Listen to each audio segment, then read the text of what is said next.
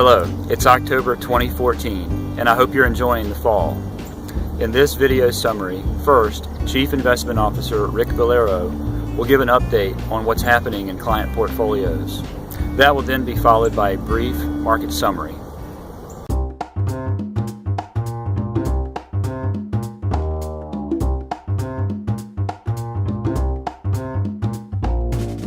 Recently, market volatility has picked up on a lot of headline noise. Now, at Pinnacle Advisory Group, we don't succumb to every noisy data point.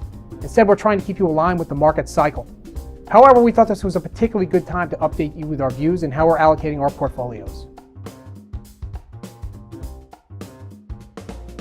One of the most important things we do at Pinnacle is monitor the global business cycle. And right now, it's sending divergent and mixed signals. In the U.S., we have a positive economic profile, which is good for corporate earnings. But it also means that the U.S. Fed can take their foot off the accelerator. Globally, it's a different situation.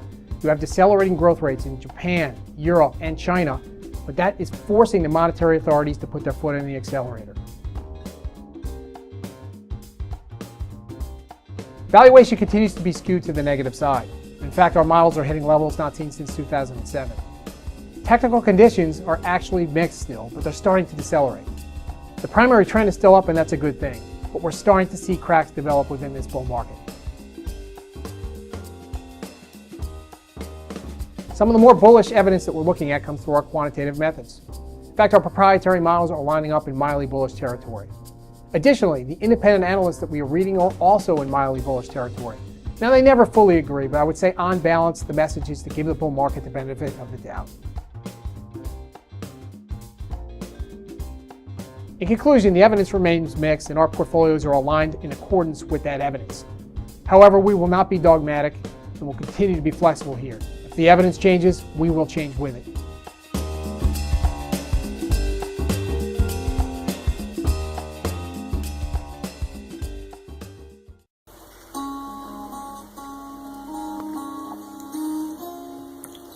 Here's the global market summary for the period ending September 30, 2014. We are seeing some interesting trends, both in the U.S. stock market and the foreign markets as well. First, within U.S. stocks, we are seeing a wide spread between large cap and small cap stocks. Both the third quarter and year to date show large cap performing nicely, while less frequently talked about small cap stocks have struggled. Our portfolios have had almost no U.S. small cap holdings this year, as the investment team exited these positions early this year after they had added to returns nicely in the fourth quarter of 2013. In foreign stocks, we see lower performance, mainly due to the effects of political unrest and economies still emerging from a more protracted recovery following the recession. Just as there have been divergences within the U.S. markets, the same is true in foreign markets on a country basis. Therefore, while we have had weightings in foreign stock that are close to neutral, the team has been very selective when it comes to country allocation. In fixed income, we see a somewhat familiar pattern of investment grade and municipal bonds posting respectable returns. However, high yield bonds were the exception after pulling back slightly for the quarter. Again, what we see in these year-to-date returns means that interest rates have actually declined a little for the year.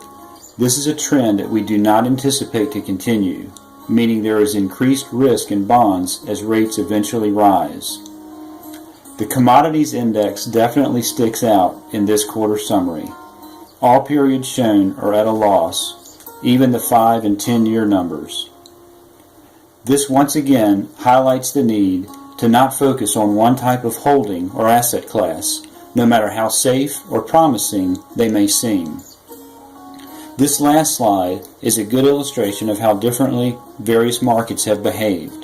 Large differences have emerged between foreign country shares, within U.S. stocks and bonds, and even within sectors of the S&P 500 as seen on the right.